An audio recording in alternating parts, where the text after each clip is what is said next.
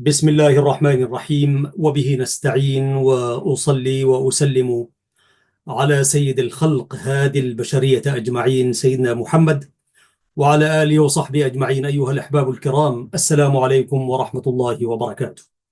أحييكم من قناة سلام الإعلامية المباركة، وأرحب بكم أجمل ترحيب في هذه الحلقة رقم 60 بعد 100 بحمده تعالى في برنامج مع اللغة العربية، هذه اللغة التي نتشرف بها، ويشرفني دوما أن أتحدث إليكم عبر هذه اللغة ولهذه اللغة ومن أجل هذه اللغة. يقول الحق سبحانه وتعالى في كتابه العزيز: لسان الذي يلحدون إليه أعجمي وهذا لسان عربي مبين. صدق الله العظيم. أيها الأحباب الكرام، على مدى 3 حلقات تحدثنا عن الأدب في نيجيريا الحبيبة وعدد من شعراء تلك الدولة التي تربطنا بها روابط الدين واللغة. سنكتفي بذلك، وتلبية لطلب تقدم به أحد المشاهدين لبرنامج مع اللغة العربية في الحلقة قبل الأخيرة. طلب: ليتك حدثتنا أو قدمت لنا مبادئ في علم النحو والإعراب، وأنا سآتي إلى اسمه بعد ذلك. تلبية إلى اسم المشاهد، أو حقيقة هي مشاهدة كريمة، تلبية لطلبها لا بد أن نقول شيئا مما حكته وكتبته مراجع اللغة العربية في علم النحو والإعراب، وأنا أشكرها باسم كل المشاهدين. لكن أود في هذه الحلقة كذلك مقالة قرأتها قبل أيام لأحد الأصدقاء الأعزاء، وهو صديق من لبنان الشقيق، الأستاذ فواز شوك، رئيس تحرير مجلة الوسط الأسترالية التي أكتب بها هنا في أستراليا. كتب مقالة في غاية الأهمية، عنوان المقالة: إسرائيل الكيان القائم على السرديات الكاذبة.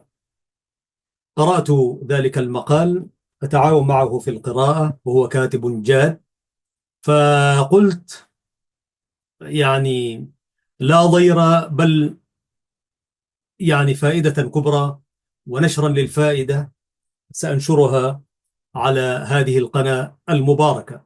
ستأتيكم صوتا في الجزء الأخير من هذه الحلقة إن شاء الله، مصحوبة بشيء من الصور التي تدعم، وهي مقالة في غاية الأهمية تحكي عن الواقع والقسمة الضيزة التي يعاني منها إخواننا في فلسطين ولبنان وكثير من بلاد الله الواسعة، حيث أن اتجهت إلى الإسلام في بلد تجده كالطير مقصوصا جناحاه كما قال الشاعر. الآن سيداتي سادتي، هذه المقالة مسجلة أوديو، ستستمعون إليها بصوتي، وسيصحب ذلك شيء من الصور إن شاء الله. الآن أعود إلى الأخت العزيزة التي طلبت في الحلقة رقم 158. قالت في طلبها: بارك الله فيك، مو مستواي ولكن حبا للغة، ويا ليت لو تبث لنا مبادئ النحو العربي البسيط. وهي الأستاذة فاطمة محمد، 2174 هكذا اسمها. أنا أشكرها باسم كل المشاهدين، وبارك الله فيك. وجزء من مهامنا ومسؤوليتنا في هذا البرنامج وغيره أن نلبي طلبات المشاهدين الكرام. نحن نعلم أن هنالك صامتون يشاهدون ولا يعلقون لا يكتبون، فهذا قدرنا والأمر لله من قبل ومن بعد. حقيقة في مراجع النحو العربي هنالك مراجع عدة، لكنها قالت البسيط يعني. فأنا دلفت إلى المكتبة الإلكترونية فوجدت كما هائلا من المراجع، فاخترت مرجعا عنوانه: المرجع الشامل في أساسيات النحو والإعراب، وهو مرجع تعليمي بسيط جدا. فقلت آه، نقدم من هذا الكتاب ما يتيسر، وهو تأليف الدكتور محمد عفيفي. وتعميما للفائدة، أنا إن شاء الله أقرأ لكم، أو نقدم للمشاهدة الكريمة مع الشكر الجزيل لها، يعني شيئا من ما كتبه دكتور عفيفي في أساسيات النحو البسيط. وهنالك طبعا متن الآجرومية، كتاب يعني وريقاته لكنه عميق ويحتاج إلى تفصيل وشرح. فهذا الميسور أمامنا والحمد لله يلبي الغرض بإذنه تعالى. فالكلام المفيد وأجزاؤه وأقسام الكلام، هذا عنوان. أولا يقول الكاتب الدكتور عفيفي: اللغة وسيلة للتعبير عن المعاني وأداة للتفاهم بين الناس، وهي تتكون من كلمات. الكلمة تعني لفظ له معنى مثل الإيمان، السعادة. لا بد أن تكون الكلمة عربية لنطلق عليها كلمة، وقد تتكون من لفظ أو لفظين أو ثلاث، وكل ما تركب من كلمتين أو أكثر وأفاد معنى تاما يسمى الكلام المفيد. طيب، وإذا كانت يعني في فرق بين الكلمة والكلام المفيد. الكلمة قد تكون كلمة واحدة، وقد تكون الكلمة مركبة من جزئين، لكن لنقول الكلام مفيد لا بد أن يركب من كلمتين أو أكثر. هذه هي اللغة.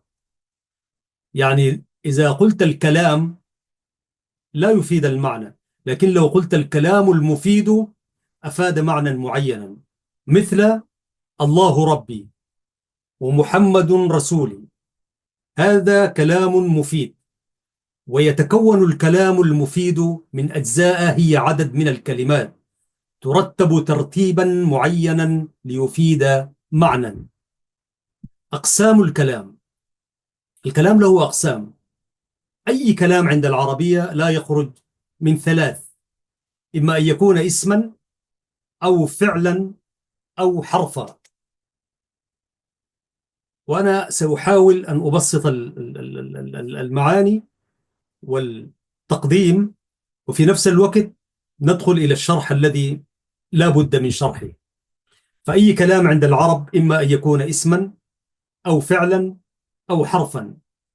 عندما أقول على سبيل المثال: هذه قناة سلام الإعلامية المباركة منها أحدثكم، هذا الكلام إذا أخذناه، هذه اسم إشارة، اسم، قناة اسم، سلام اسم، الإعلامية اسم، المباركة منها من حرف، أحدثكم فعل. فأي كلام لا بد في العربية إما أن يكون اسما أو فعلا أو حرفا، يعني الجملة لتعطيك جملة مفيدة، أو الكلام من حيث هو. فالكلام هو كل ما دل على إنسان أو حيوان أو نبات أو جماد أو أي شيء آخر يدرك بالحواس أو بالعقل، وليس الزمن جزءا منه. محمد، عصفور، زهرة، جبل، وهكذا. أما الفعل فهو الذي يدل على حدوث شيء في الزمن الماضي أو الحاضر أو المستقبل. قرأ، يقرأ، اقرأ. أما الحرف هو الذي لا يفهم معناه إلا مع غيره من الكلمات، ومهمته الربط بين الكلمات. وهنالك عدد هائل من حروف الجر، ويسموها حروف الجر لأنها تجر الاسم، تجره بمعنى تعطيه الكسرة المباشرة.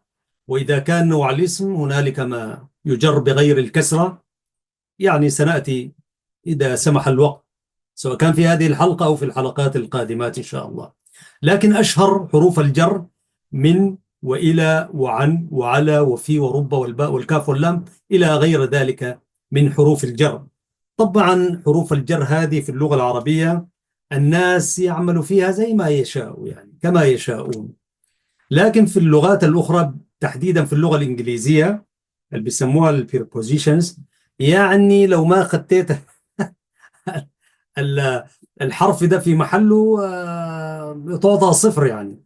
إنما في العربية يعني زمان كانوا يقولون عجمي فالعب به، الآن العرب يقولون عربي فالعب به، ويحرصون مع الأسف الشديد، يعني كونه يحرصون في لغات أجنبية أن يضعوا حروف الجر في مكانها الصحيح. هذا ليس عيبا، ولكن العيب والمعيب أكثر أن تهتم هناك وفي لغتك العربية التي لا تحتمل، لا يمكن أن تبدل الحرف.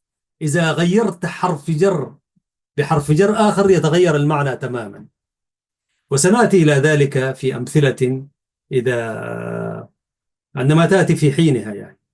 فمن علامات الجر التي تميز الاسم عن غيره، يعني أنت عشان تعرف هذا الحرف هو حرف جر، أن يقبل دخول واحد أو أكثر مما يأتي، وليس بلازم وجودها كلها وهي.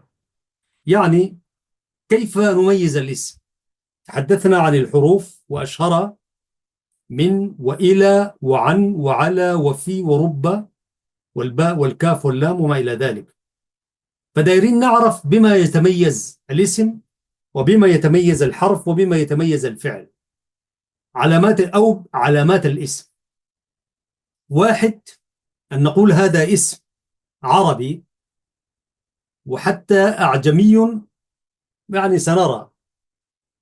نقول هذا اسم وليس حرف وليس فعل، أي يقبل يعني أن يجر بحرف الجر أو بالإضافة، حرف الجر المباشر، أو إذا أضيفت النكرة إلى معرفة فهنا يجر بالإضافة، كقوله تعالى: بسم الله الرحمن الرحيم. هكذا هو الإعراب، لأنه سبق اسم الجلالة بحرف الجر باسم، بسم الله الرحمن الرحيم، كلها بعد باسم مضاف، والمضاف إلى المجرور يجر بكسرة ظاهرة على آخره، كما هو موجود في الآية الكريمة: بسم الله الرحمن الرحيم. في أعرابها نقول باسم الباء حرف جر، واسم مجرور بالباء، وعلامة جره الكسرة الظاهرة على آخره. هذا هو الإعراب الصحيح. يعني مجرور بالباء ليس كافي أن تقول بالبيت، الباء حرف جر، البيت مجرور بالباء، هذا ليس إعرابا كاملا في العربية. لابد أن تقول تفند، لأن الإعراب هو إيش؟ هو التعريف، وهو توضيح آم، العوامل الداخلة على الاسم، يعني لأنه تغيير أواخر الكلم لاختلاف العوامل الداخلة عليها لفظا أو تقديرا. وأنا أتحدث ربما أقرأ شيء من الأجرومية أجرومية حسب ما تسمح به ذاكرتنا، فقد قرأناه قبل يعني تقريبا قبل 50 عاما. سبحان الله، يعني أنا التحقت بالمعهد الدين الإسلامي في أغرداد سنة 73. لا عفوا، أيوة 73. فالأجرومية الكلام هو اللفظ المركب المفيد بالوضع، وأقسامه ثلاثة: اسم وفعل وحرف جاء لمعنى، والاسم يعرف بالخفض والتنوين ودخول الألف واللام. هكذا حفظناها، والحفظ والله جميل يعني. ولذلك واحد مما استهدف به المسلمون إلغاء فلسفة الحفظ، ليلغوا بعد ذلك يقول لك أفهم كتاب الله ما تحفظه يعني. وهكذا دي واحدة من أخطر الأسلحة التي وجهت للتعليم في بلادنا العربية والإسلامية، وللأسف الشديد سار عليها كثير من الخلق يعني. فإذا لم تحفظ، بروفيسور عبد الله طيب يقول يعني مسألة الحفظ في التعلم شيء مهم للغاية، يعني للغاية الحفظ. ويقول لك أفهم يا أخ ما تحفظ. هذه سياسة استعمارية غربية روج لها من روج. على كل نأتي كما قلنا باسم الباء حرف جر، اسم مجرور بالباء وعلى متجره الكسر الظاهر على آخره، مضاف الله لفظ الجلالة مضاف إليه مجرور بالكسرة. الرحمن صفة مجرور بالكسرة. الرحيم صفة ثانية مجرور بالكسرة. شفت اللغة الجميلة دي كيف؟ في صفة أولى وصفة ثانية وثالثة وتمشي إلى الآخر يعني. التنوين حتى في المفعول به، المفعول أول ومفعول ثاني ومفعول ثالث وهكذا يعني. يعني من علامات الاسم أن يقبل دخول حرف جر. من علاماته كذلك أن يقبل التنوين، والتنوين هو حركتين يعني، مثل فتحتين، ضمتين، كسرتين. بمعنى فتحتين تكون على سبيل المثال تن، ضمتين تن، كسرتين تن. هي نون ساكنة تلحق آخر الاسم، وهي عبارة عن حركتين من نفس النوع، كما قلت ضمتان أو فتحتان أو كسرتان. كتاب، كتابا، كتاب. يعني الاسم يقبل دخول يجر بالحرف ويقبل التنوين. يعني تقول، لو أخذنا مثال فعل مثلا، شعراء مرات يعملوا من الفعل اسم كده حركات منهم يعني. فلو أخذنا أي كلمة مثلا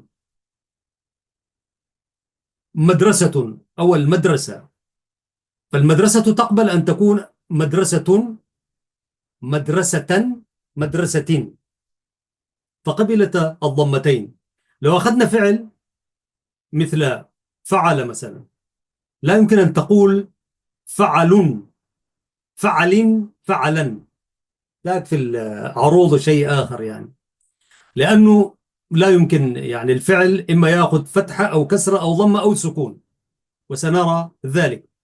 إذن واحدة من علامات الاسم أن يقبل التنوين. يقبل دخول حرف النداء عليه، يا عمرو، يا رجل، يا فاطم، وهكذا. فدخول، قلنا دخول حرف النداء. يا كتب، لا يمكن أن تقول يا كتب يا في الأفعال يعني والحروف. كذلك دخول الألف واللام عليه، مثل اسم شجرة تقول الشجرة، الكتاب. والشجرة هنا لام شمسية، والكتاب لام قمرية، تقف في الكتاب. لا يمكن أن تقول الكتاب، وما لا يمكن أن تقول الشجرة. والله كثيرون من اللي يتحدثون، من الذين يتحدثون اللغة العربية يعملوا الحركات دي، وهي غير صحيحة تماما. خامسا أن يسند إليه غيره، بمعنى يخبر عنه، بمعنى يخبر عنه ليكون اسما، كقولك الإسلام ديني. في الإعراب يعني هنا مبتدأ وخبر، يعني الاسم أن يكون، أن يقبل أن يكون مبتدأ أو خبرا. فعبارة الإسلام دين الآن، هذه الجملة المفيدة، رجل يفهم اللغة العربية لو قلت له الإسلام ديني يفهم. لكن لو قلت له الإسلام، ماذا عن الإسلام؟ أو قلت له ديني، أي دين دينك؟ ما تدين به. فأول ما تقول له الإسلام ديني من كلمتين، هنا الكلام مفهوم، والجملة المفيدة هي التي تفيد معنى معينا. ففي الإعراب نقول الإسلام مبتدأ مرفوع بالابتداء، وعلامة رفعه الضمة الظاهرة على آخره. أنا أكمل الإعراب، لكن الإعراب البسيط الموجود هنا الإسلام مبتدأ مرفوع وعلامة رفعه الضمة، هذا تعريبا إعرابا ليس كاملا. مرفوع كونه مبتدأ، وعلامة رفعه الضمة الظاهرة على آخره. أحيانا لا تظهر الضمة، قد تكون ضمة منع من ظهورها الثقل، منع من ظهورها اشتغال الحركة، اشتغال المحل بحركة المناسبة، شيء من ذلك في الإعراب. فنقول المبتدأ الإسلام مبتدأ، ومبتدأ أن يبتدأ به. يبتدأ به في الكلام. شوف اللغة الجميلة كيف. ديني خبر للمبتدأ مرفوع، وعلامة رفعه الضمة المقدرة على آخره بسبب حركة المناسبة.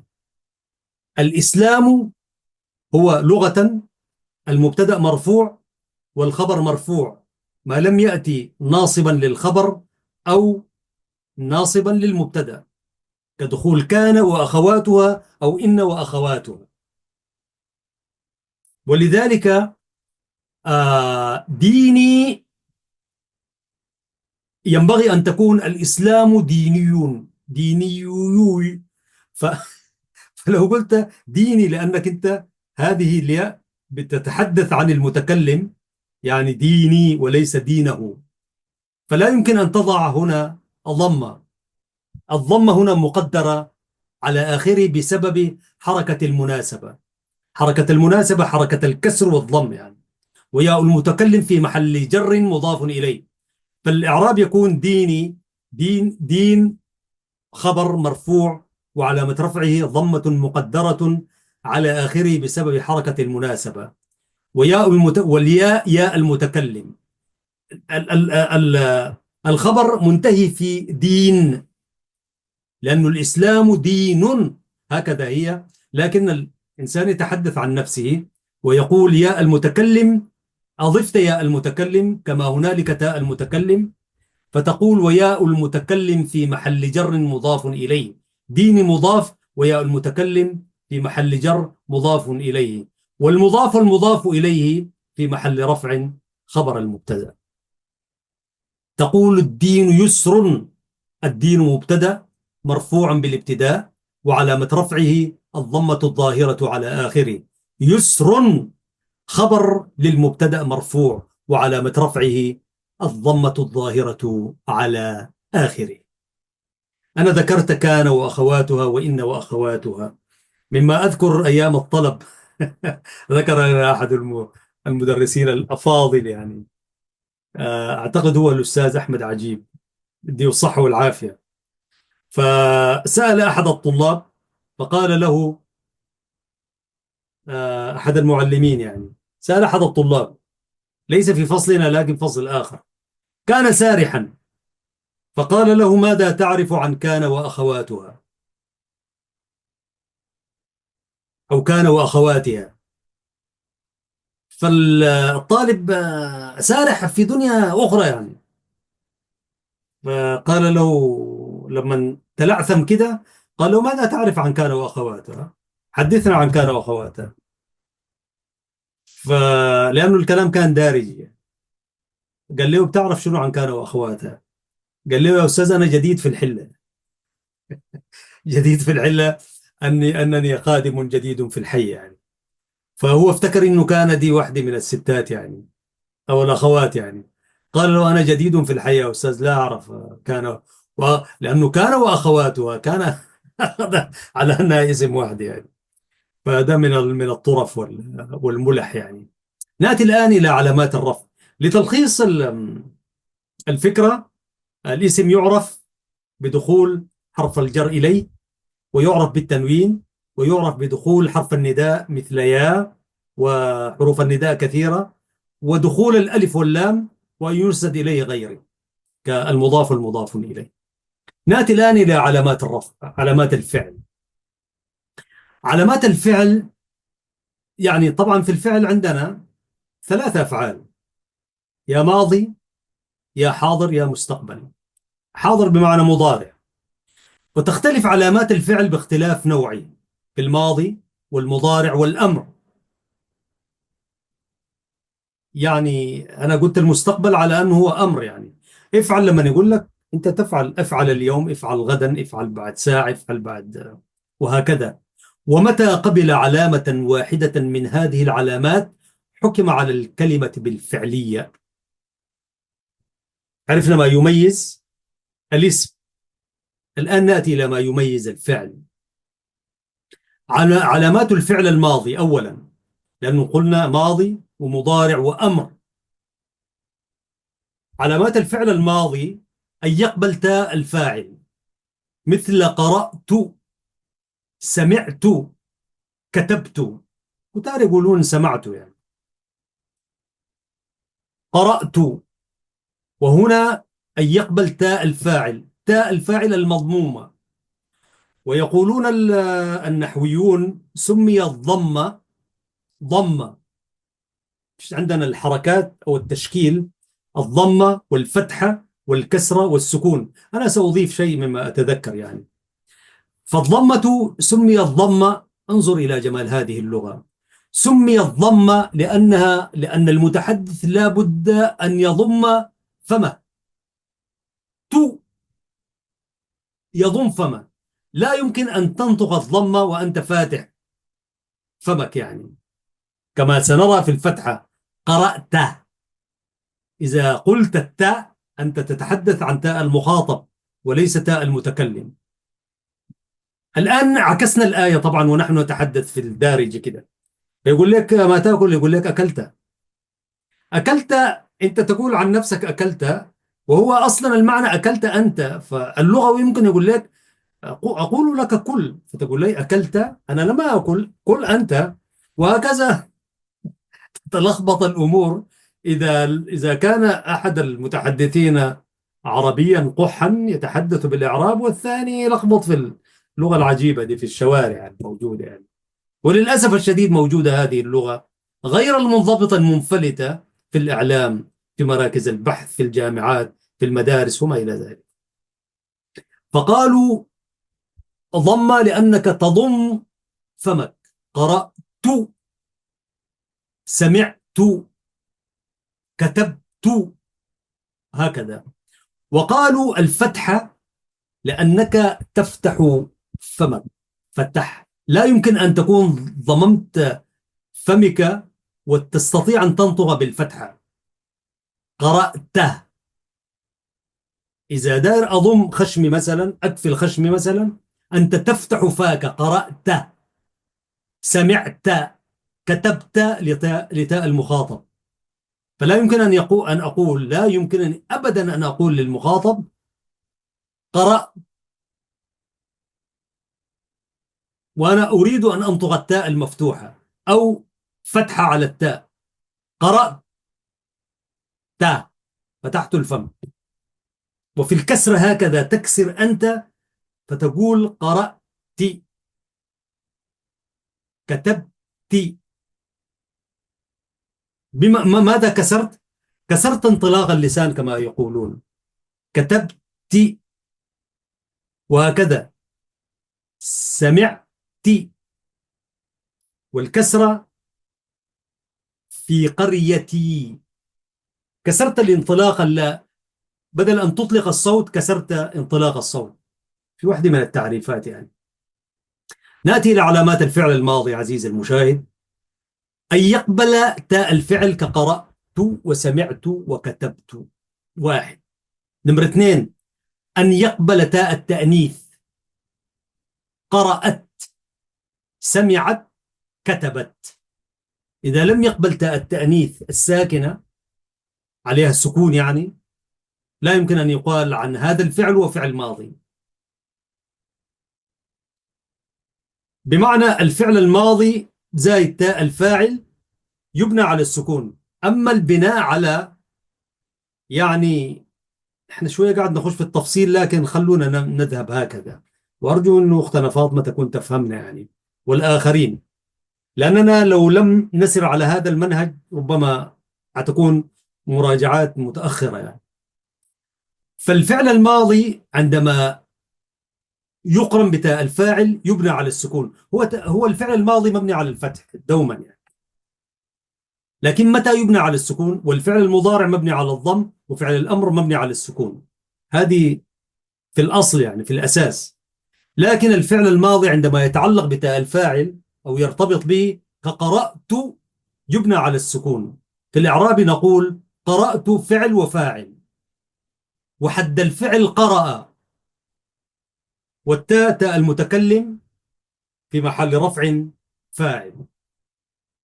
ده الإعراب لقرأت، عفوا لقرأت. قرأت الكتاب، والكتابة مفعول به منصوب وعلامة نصبه الفتحة الظاهرة على آخره. فالفعل الماضي دائما هو مبني على الفتح: قرأ، فتح، كتب، سمع، وهكذا. لكن عندما يرتبط بتاء المتكلم فهو يبنى على السكون، والتاء في محل رفع فاعل. وماذا إذا ارتبط الفعل الماضي بتاء التأنيث الساكن التي عليها السكون؟ والسكون بمعنى الثبات وعدم الحراك يعني.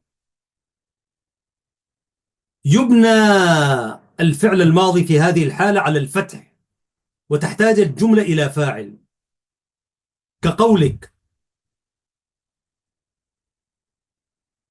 إذا الفعل الماضي ارتبط بتاء التأنيث يبنى على الفتح: قرأت، وتحتاج الجملة إلى فاعل: قرأت الفتاة الكتابة. بمعنى قرأت أسماء القرآن الكريم مثلا. قرأت فعل ماضي مبني على الفتح، وتاء التأنيث الساكنة لا محل لها من الإعراب، فقط هي جاية عشان تبين نوع الذي فعل الفعل. أسماء فاعل مرفوع وعلامة رفعه الضمة الظاهرة على آخره. أسماء القرآن الكريم، القرآن مفعول به منصوب، وبعدين الكريم صفة المفعول به منصوب، وصفة المنصوب منصوب علامة نصبه الفتحة الظاهرة على آخره.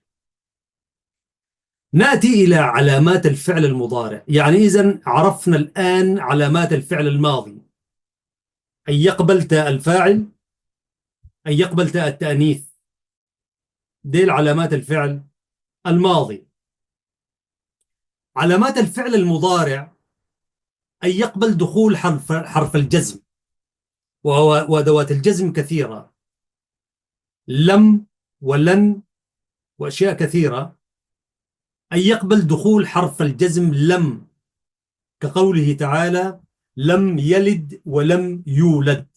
أول ما يدخل لم قبل فعل هذا فعل مضارع مباشرة، لأنه يلد اليوم وبكرة وما هكذا يعني، فعل مضارع مستمر يعني. ولم يولد حتى لو كان فعل مضارع اللي هو مبني للمجهول يعني. فأن يقبل دخول حرف الجزم. لا يمكن أن نقول لم قرأ في الفعل الماضي، لا، لم يقرأ جملة تكون ملخبطة ليست عربية. لم كتب، إلا يكون لم ده اسم. عندنا لملم في التقرينية طبعا موجود لملم، وكلمة لملم يعني حاجة جميلة كالخضرة التي بس الخضرة أنتم ما بتشوفوها الآن لأنه دخلوا عليها اللوجو يعني. اللوجو سوري، اللوجو بتاعت البرنامج يعني، أو الشارة أو الخلفية بتاعت البرنامج. لكن لملم باللغة التقرينية يعني حاجة خضرة يعني. فإذا كانت لم قرأ تكون سليمة. لكن إذا كان لم حرف جر وقرأ فعل، يعني لم قرأت مثلا، ولم هي مكرر يعني، فهنا لا يكون فعل مضارع ولا يكون ويكون هنا الفعل المضارع لا بد أن يقبل دخول لم، واحدة من علامات الجزم، وسنأتي إليها بالتفصيل. في الإعراب ماذا نقول؟ لم يلد، لم حرف جزم. يلد لا يمكن أن تقول لم يلدوا. لم طوالي تجزم الفعل المضارع اللي هو أساس شكله هو الضمة، هنا طوال يتغير بدخول العوامل الداخلة عليه لفظا أو تقديرا. هنا لفظ مباشر: لم يلد، لم حرف جر، سوري عفوا، لم حرف جزم. يلد فعل مضارع مجزوم بلم وعلامة جزمه السكون. أو قلت مثلا، وهكذا في حروف الجزم التي سنأتي إليها بالتفصيل: وأن يقبل فعل المضارع بدخول نون التوكيد وليس نون التأكيد عزيزي المشاهد. التوكيد أنت توكد الشيء، كقوله كقولك والله، عفوا، والله لأقرأن، وربي لأكتبن. هنا فعل المضارع يتغير شكل الحرف في نهايته، بدل أن يكون مرفوعا يكون مفتوحا. لأقرأن، ذلك الواو واو عطف اسم الجلالة، قسم وهكذا. ما داير أخش في التفاصيل في الإعراب. ننظر إلى لأقرأن. لأقرأن لأن الفعل يبدأ أقرأن، جاب لام التوكيد. لأقرأن، لأفعلن، هكذا. هنا في توكيدين، في نون التوكيد ولام التوكيد يعني. اللام واقعة في جواب القسم، ما في الجزء الأول شرط القسم، وفي بعدين جواب القسم. لأقرأن، اللام واقعة في جواب القسم. أقرأ فعل مضارع مبني على الفتح لاتصاله بنون التوكيد، والفاعل مستتر تقديره أنا، لأنك أنت تتحدث عن نفسك، ضمير مستتر. الفاعل ضمير مستتر تقديره أنا. والنون حرف لا محل له من الإعراب. يمكنك أن تقول نون التوكيد، والنون التوكيد لا محل له من الإعراب. نأتي الآن إلى علامات. عرفنا علامات الفعل المضارع: أن يقبل دخول حرف الجزم، واحدة من أدوات حرف الجزم، وأن تتصل به نون التوكيد إذا أردت، يعني لا أقرأن، لا أكتبن، لا أجعلن، وهكذا. نأتي الآن إلى الفعل الثالث، علامات الفعل، فعل الأمر. فعل الأمر أساسه مبني على السكون. وكيف نعرف أنه هذا فعل أمر وليس فعل مضارع أو ماضي؟ واحد، أن يقبل ياء المخاطبة. اقرأي، اكتبي، اسمعي. اقرأي فعل أمر مبني على حذف النون، هي أصلا اقرأينا، لأنه من الأفعال الخمسة. والأفعال الخمسة أي فعل تصنع منه أفعال خمسة. فمثلا اقرأي، يقرأين، تقرأين، الأفعال الخمسة في اقرأ مثلا. تقرأين ويقرؤون وتقرأين، الأفعال الخمسة يعني لا بد أن نذاكر أعتقد يعني. يفعلون وتفعلون ويفعلين، وللمذكر اثنين يبدو لي، يفعلون ويفعلان. أيوة، في يفعلان وتفعلان، يفعلون وتفعلون وتفعلين، يقرآن وتقرآن، ويفعلان وتفعلان وتفعلين. دي الأفعال الخمسة. اثنين للمثنى، واثنين للجمع الجمع، وواحدة يا المخاطبة. يفعلان وتفعلان ويفعلون وتفعلون وتفعلين. اقرأي فعل أمر مبني على حذف النون لأنه من الأفعال الخمسة، ويا المخاطبة في محل رفع فاعل دائما. لو قلنا نعرب كيف، مثلا اقرأي الكتاب، اقرأي فعل أمر مبني على حذف النون لأنه من الأفعال الخمسة. لو قلت هكذا يكون أجمل. ويا المخاطبة في محل رفع فاعل. الكتابة مفعول به منصوب علامة نصبه الفتحة الظاهرة على آخره. نمرة اثنين، أن تتصل به نون التوكيد زي ما شفنا في فعل المضارع. تتصل به نون التوكيد. أكتبن الواجب مفعول به، الواجب مفعول به. كيف نعربها؟ أكتبن فعل أمر مبني على الفتح. أكتبن، أكتبن الكتاب، أكتبن الخطاب. فعل أمر مبني على الفتح لاتصاله بنون التوكيد. أنت تود أن تؤكد. أنا والله ما أعرف، أشك إنه في اللغة الإنجليزية في في حاجة توكيد بحرف معين، إلا تضيف لها كلمة وكلمتين أحيانا عشان تؤكد. والفاعل مستتر تقديره أنت. أنا أقول اكتبن الدرس، ونون التوكيد حرف لا محل له من الإعراب. في الإعراب نقول اكتبن محمد الدرس. اكتبن فعل أمر مبني على الفتح لاتصال بنون التوكيد. محمد فاعل مرفوع وعلامة رفعه الضمة الظاهرة على آخره. أو إذا حذفت محمد الفاعل مستتر تقديره أنت. لا يمكن أن نقول لغير مخاطب عندي وأنا أراه اكتبن، حتى لو كنت أشوفه على الشاشة مثلا لابد. ونون التوكيد في محل، نون التوكيد حرف لا محل له من الإعراب. هكذا تحدثنا عن الكلمة كيف تكون عزيز المشاهد. والكلمة يعني يمكن أن تكون كلمة وحدة تدل على الحيوان والجماد والنبات وما إلى ذلك. ولتكون جملة مفيدة لا بد أن تكون مركبة من كلمتين أو أكثر. وقلنا عزيزي المشاهد أن أي كلام عند العرب إما أن يكون اسما أو فعلا أو حرف. ثم جئنا بالتفصيل ما يميز الاسم عن الفعل عن الحرف. وقلنا الاسم قد يكون لحيوان لإنسان لجماد وما إلى ذلك. الفعل وكيف نميز الاسم من الفعل والحرف تحدثنا عنه. والفعل قد يكون فعل أمر أو فعل مضارع أو فعل ماضي. أما الحروف فهي كثيرة. ما يميز الاسم تلخيصا لما تطرقت إليه أن يقبل دخول الألف واللام.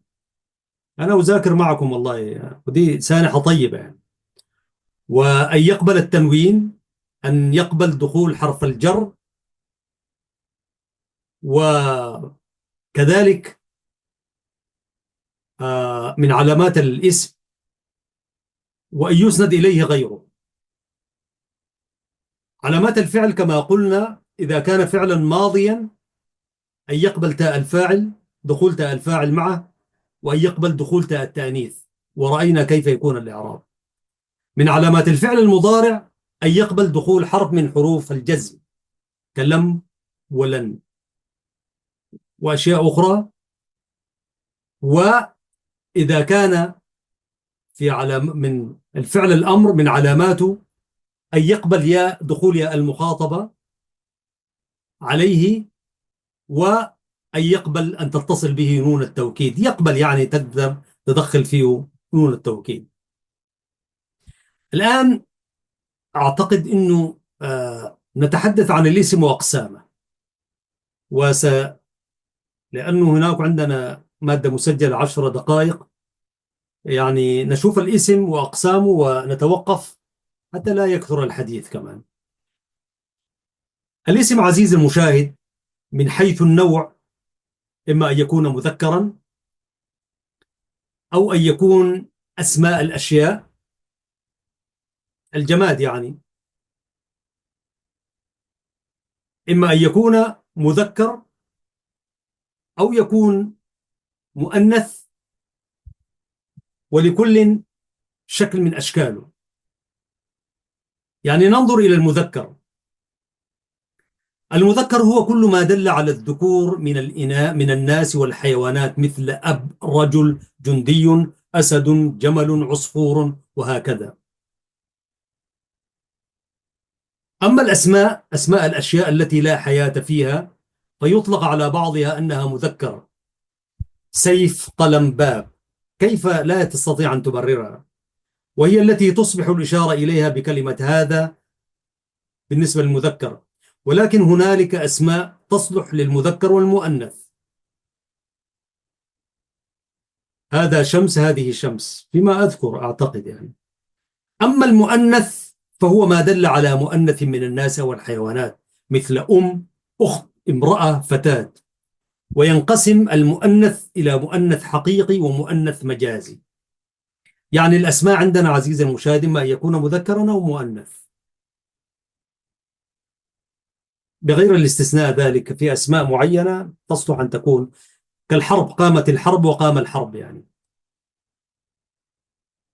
والمؤنث هو ما دل على مؤنث من الناس والحيوانات، هذا مؤنث. وينقسم إلى نوعين: مؤنث حقيقي مثل، ويطلق على كل الذي يلد أو يبيض من إنسان أو حيوان، فتاة، بقرة، وهكذا، ده مؤنث حقيقي. أما المؤنث المجازي كل ما لا يلد أو يبيض، مثل صورة، كرة، صحراء، دار، هذه لا تبيض ولا تلد لكنها مؤنثة. غريب في اللغة الإنجليزية مؤنث والمذكر ما عنده غاية. أحيانا تجد واحد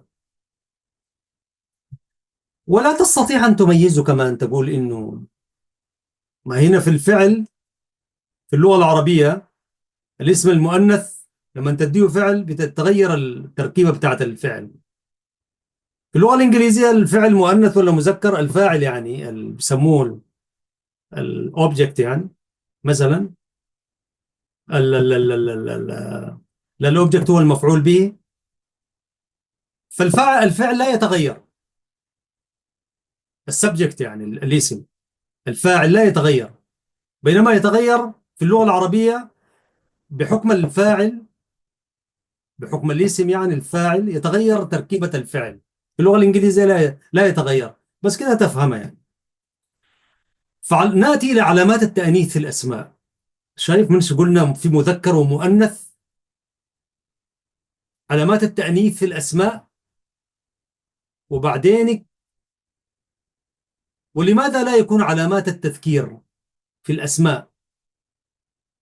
لأنه أعتقد أنه علامات التذكير معروفة يعني، لكن كده نمشي لأننا نذاكر كمان عزيزي المشاهد. علامات التأنيث في الأسماء: تاء التأنيث المربوطة بالاسم كفاطمة أو فاطمة مثلا، هذه التاء المربوطة. عندنا تاء مفتوحة وتاء مربوطة. حديقة، جميلة، امرأة، هذه تاء المربوطة هي تاء التأنيث. ألف التأنيث المقصورة، عندنا اسم مقصور واسم صحيح: دعوة، عطشة، صورة، فتوى، شكوى، بلوى.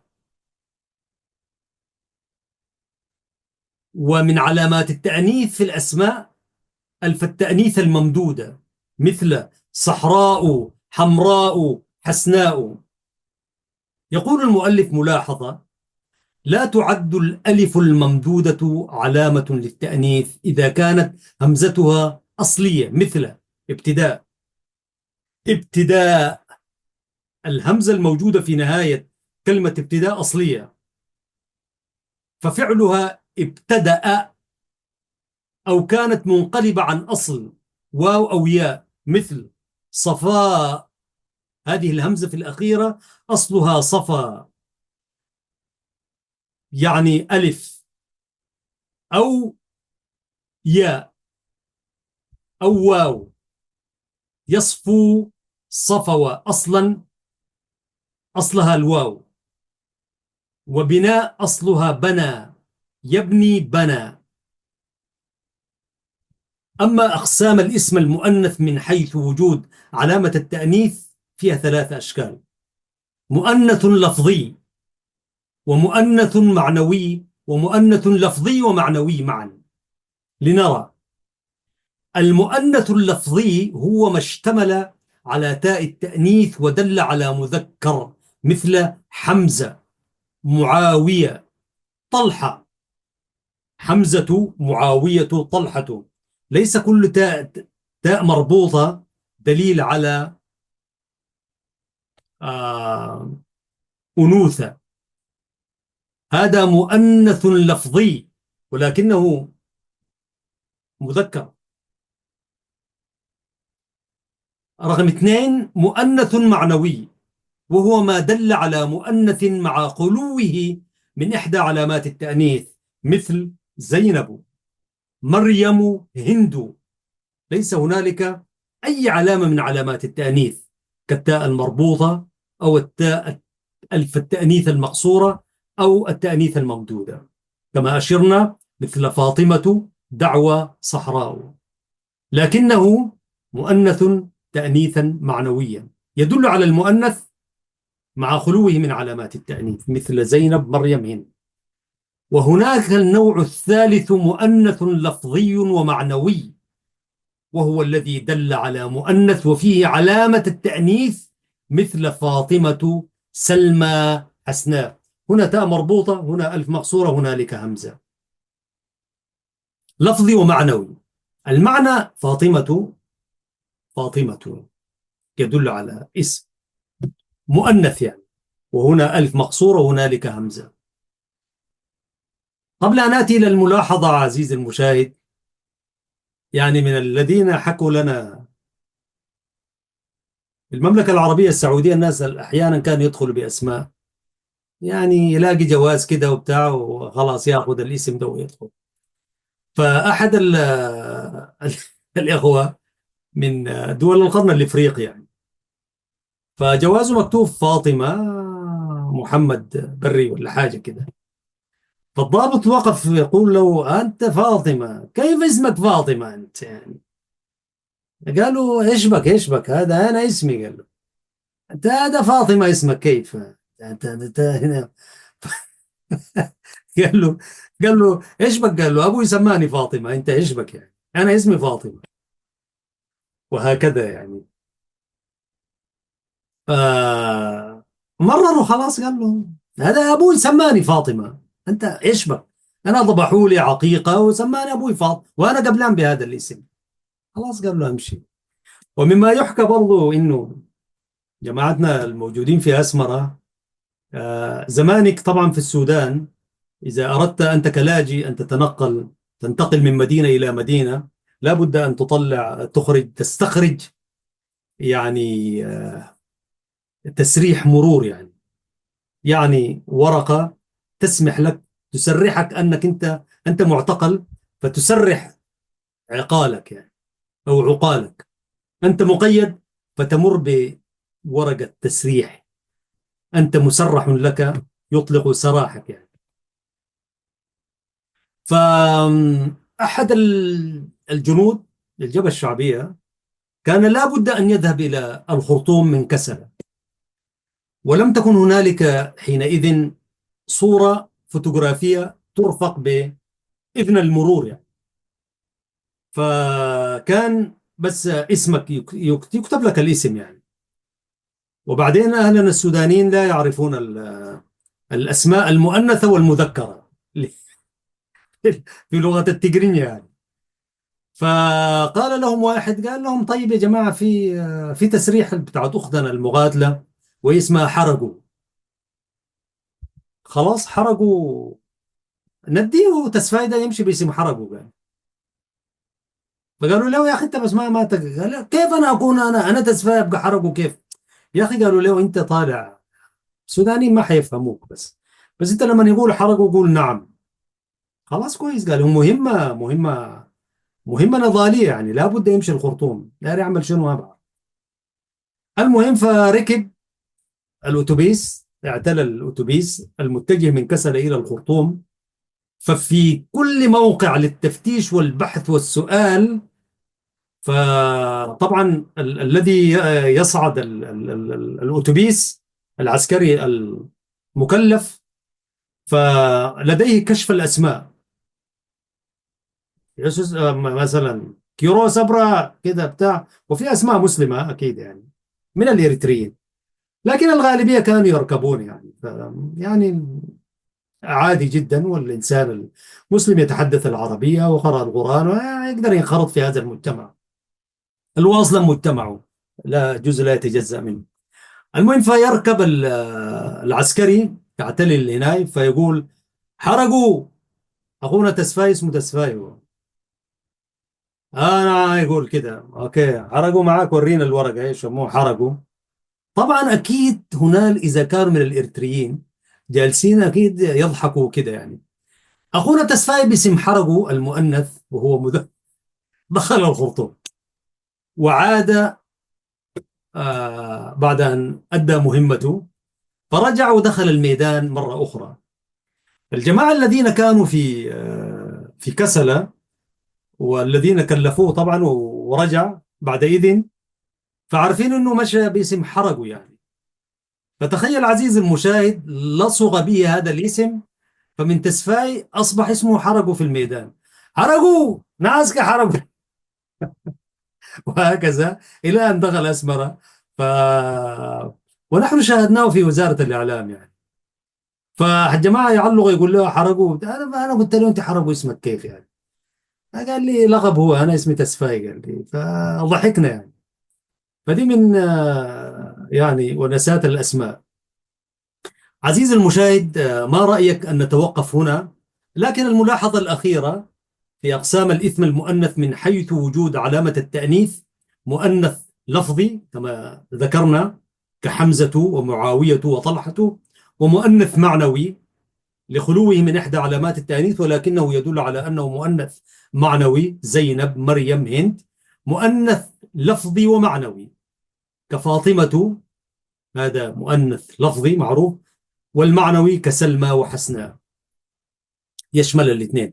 ملاحظة يقول المؤلف: هنالك أسماء ليس بها علامة التأنيث وتصلح أن تستعمل مذكرة. أيوة هذا الكلام اللي قلناه فيما سبق يعني. تصلح أن تستخدم وتستعمل مذكرة ومؤنثة، مثل رجال، من المؤمنين رجال صدقوا ما عاهدوا الله عليه، ليس وقفا على الرجال، من المؤمنين الرجال، مؤمنات ومؤمنون. طريق، ممكن أن تصبح هذا طريق وهذه طريقة، طريق. سبيل، ادعو إلى سبيل ربك، سبيل. عنق، إصبع، إلى آخره. تقول هذا طريق ويجوز هذه طريق، مبتدأ وخبر، هذا طريق مبتدأ وخبر، وهكذا. بعدئذ ينقسم الاسم من حيث العدد، ينقسم إلى سنرى مفرد مذكر، مفرد مثنى جمع طبعا، وليس هنالك رابع. أنا سأتوقف هنا عزيزي المشاهد وعزيزتي المشاهدة، واستمروا معنا في المشاهدة متكرمين ومتفضلين لتتابعوا المقالة التي قراءة طبعا تستمعون إليها مصحوبة بالصور إن شاء الله.